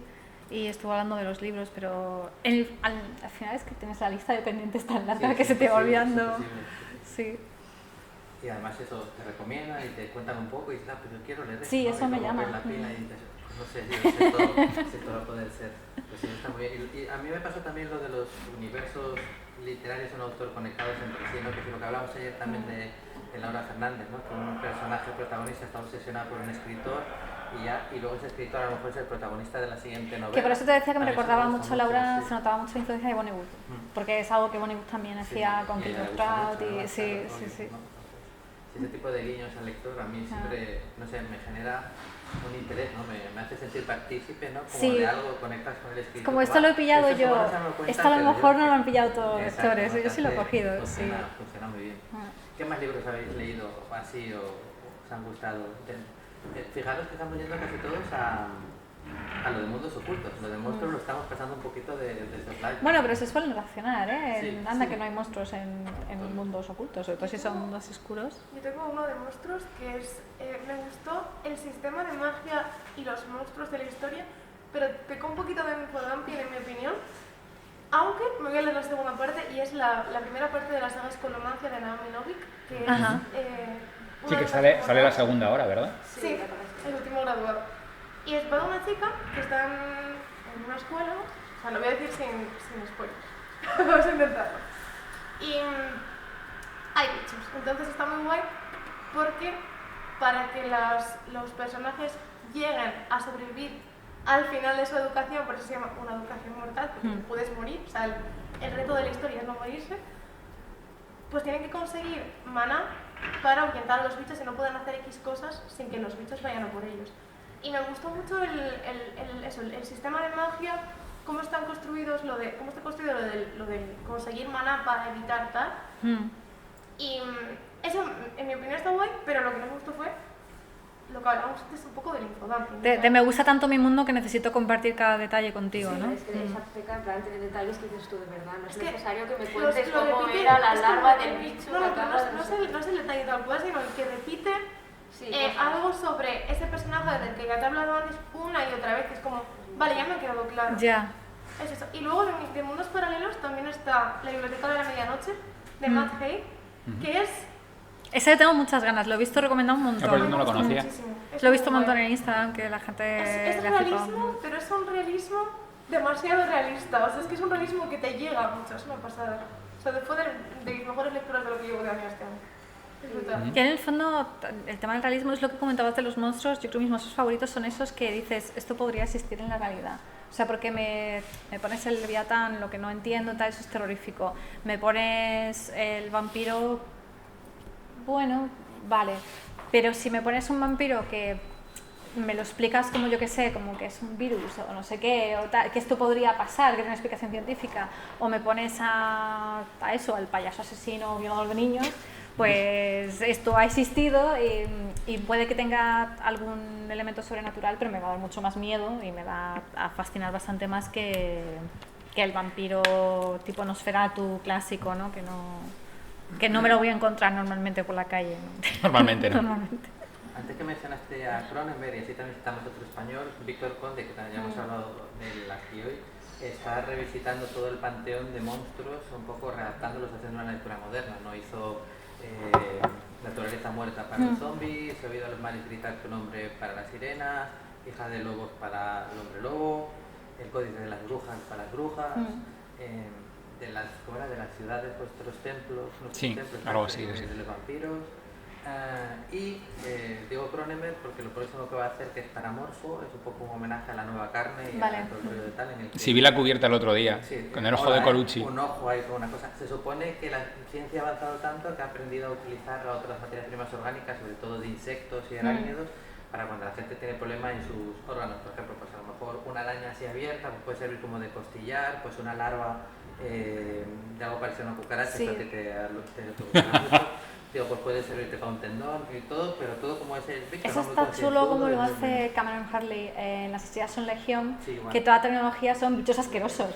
Y eso me encanta. Y Hueso Eso con es- Traquis Muscular. Sí, es- también, Aquí también. lo mismo, pero bueno, eso encaja mucho con lo que decía Gabriela de qué pasa cuando el enemigo está dentro, ¿no? Sí, a mí además la noción de... Y que además te mantiene vivo, ¿no? Además, sí, es una simbiosis y lo necesitas al mismo tiempo. La noción de que tú, según ciertas elecciones o ciertos desarrollos, lo que sea, puedas convertirte en lo que más miedo te da o lo que más asco te da, o sea, al final la cucaracha de Kafka, ¿no? Pero el ver ese proceso poco a poco, el mirarte la mano y tu mano ya no parece humana, o lo de Gale en Crónicas del Film, por ejemplo, ¿no?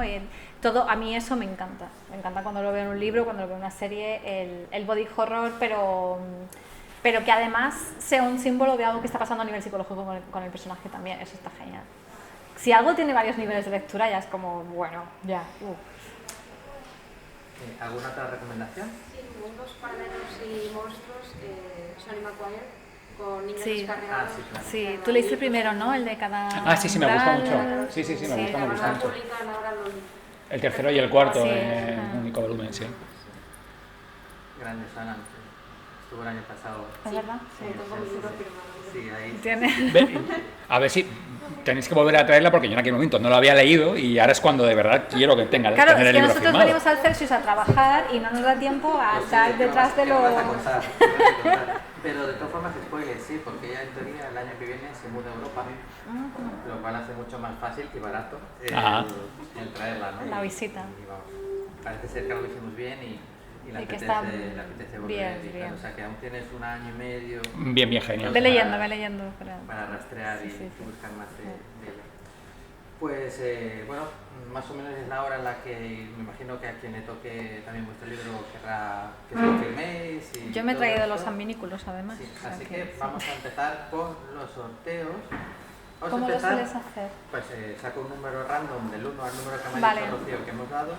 Y precisamente este del ciclo de vida de la mariposa nocturna, que es de Bruno Puelles, que fue justo vuestro Sí, predecesor en que lo entrevistamos Club de hace Lectura. nada en la web, además. Es mundos ocultos totalmente y monstruos también de cierta manera, ¿no?